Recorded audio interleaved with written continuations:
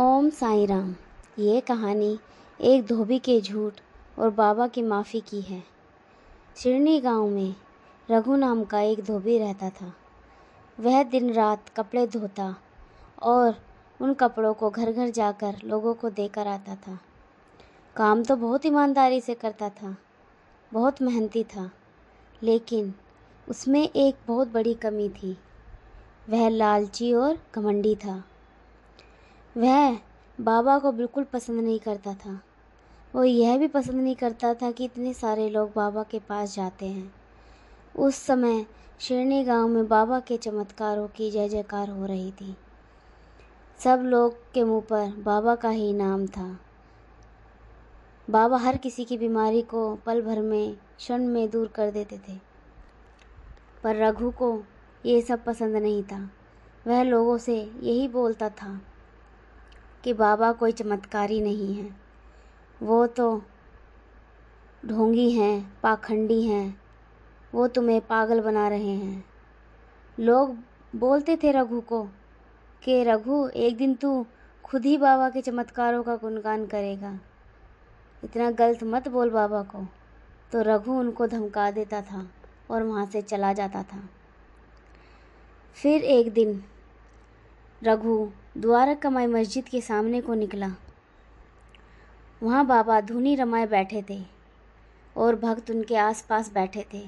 बाबा उनको ज्ञान दे रहे थे, तो वह बाबा को देखता जा रहा था। बाबा की नज़र भी उस पर पड़ी। बाबा ने कुछ नहीं बोला, वो शांत मन से ध्यान में बैठ गए।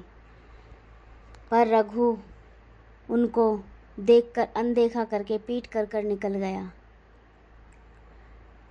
एक दिन एक बड़ा जमींदार शिरनी गांव में आया।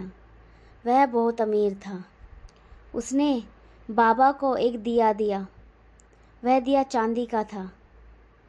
बाबा उस दिए को लेकर सुबह शाम उसमें दीपक जलाते और रात को उसको बंद कर रख देते। बाबा के भक्त यही देखते रहते कि बाबा उसमें दिया जलाते हैं और रात को बंद करके रख देते हैं। वो ये समझ नहीं पाते थे कि बाबा इसको बंद करके क्यों रख देते हैं। एक बार रघु की नज़र उस दिए पर पड़ गई। रघु के मन में लालच आ गया। उसने सोचा कि अगर मैं इस दिए को चुरा लेता हूँ तो मैं बहुत अमीर बन जाऊँगा, मेरे पास बहुत पैसा होगा। वह रोज़ देखता उस दिए को, रोज़ उसके मन में यही बात आती। पर एक रात उसने सोचा कि आज मैं इस दिए को यहाँ से उठा ही लूँगा। वह जब सब भक्त बाबा की प्रार्थना कर कर, पूजा अर्चना कर कर अपने अपने घर चले गए, तो जब बाबा ने वो दिया बुझा कर रख दिया, रघु ने पीछे से द्वारकामाई मस्जिद के अंदर घुस गया और वह दिया उठा लिया। बाबा ध्यान में बैठे थे, उन्हें सब पता था, पर उन्होंने कुछ नहीं बोला, रघु को जाने दिया। रघु ने सोचा मुझे किसी ने नहीं देखा, मैं तो आज अमीर हो गया, इसको बेचकर बहुत पैसा कमाऊंगा।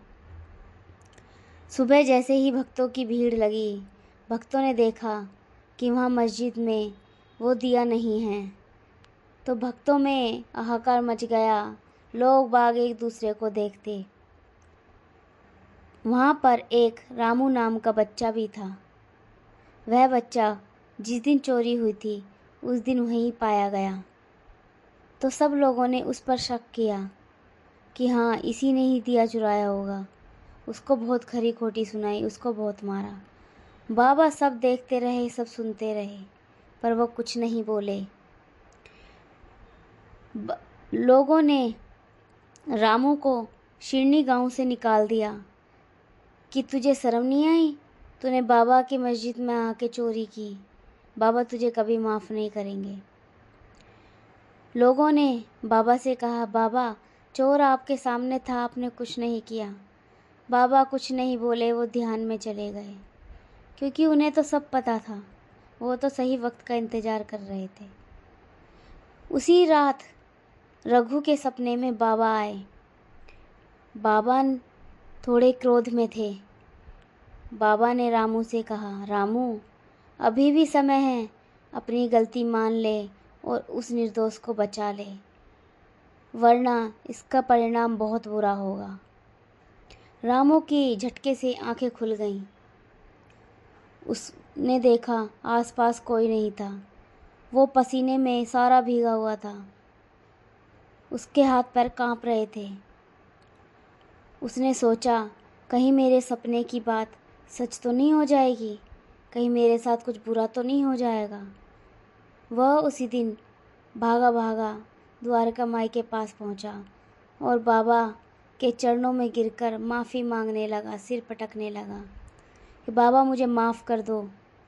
लोग बाग अचरज में हो गए ये देखकर कि वो माफ़ी क्यों मांग रहा है। बाबा ने आंखें खोली। बाबा बोले, रघु, तुझे अपनी गलती का पछतावा हुआ। जो अपनी गलती मान ले इंसान, उससे बड़ी सज़ा उसके लिए कुछ और नहीं है। पर तू मेरा दोषी नहीं है, तू उस रामू का दोषी है जिसने तेरे कर्मों की सज़ा भुगती है। जा, माफ़ी मांगनी है तो उससे जाकर मांग। रघु ने कहा, ठीक है बाबा, मैं रामू से माफ़ी मांगूंगा। वह रामू के पास गया। रामू एक बंद कमरे में अंधेरे में बैठा हुआ था। उसके खाने पीने को भी कुछ नहीं था, क्योंकि लोगों ने उसका सब कुछ छीन लिया था और उसको भगा दिया था। वह रो रहा था। रामू ने हाथ जोड़कर उससे माफ़ी मांगी कि रघु ने माफ़ी मांगी कि रामू मुझे माफ़ कर दे। रामू ने कहा, ठीक है। रघु रामू को सिरनी गांव में वापस ले आया और लोगों ने रामू से माफ़ी मांगी, रामू हमें माफ़ कर दो, तुम्हारी गलती नहीं थी।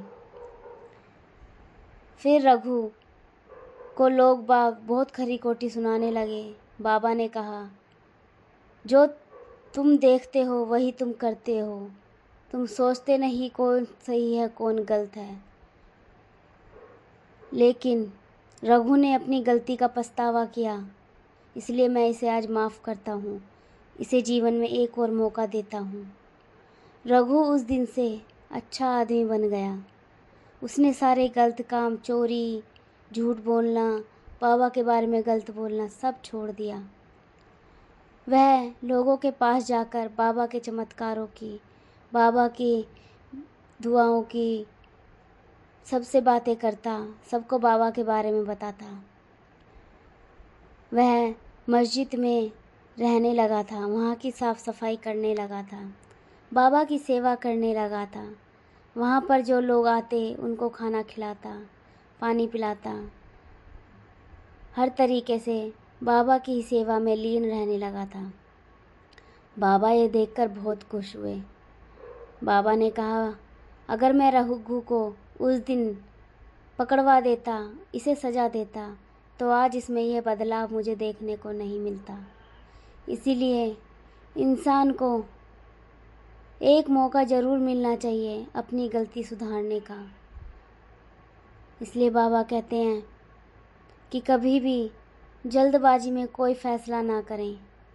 हर इंसान को उसकी गलती को सुधारने का एक मौका अवश्य दें। अगर आपको साईं बाबा की यह बात अच्छी लगी हो तो कमेंट में ओम साईं राम ज़रूर लिखना। इस कहानी से बस हमें यही सीख मिलती है कि बाबा फैसला तो करते हैं पर समय आने पर। ओम साईं राम, ओम साईं राम, ओम साईं राम। मेरे साईंनाथ महाराज अपनी कृपा अपने भक्तों पर हमेशा यूं ही बनाए रखना। ओम साईं नमो नमः।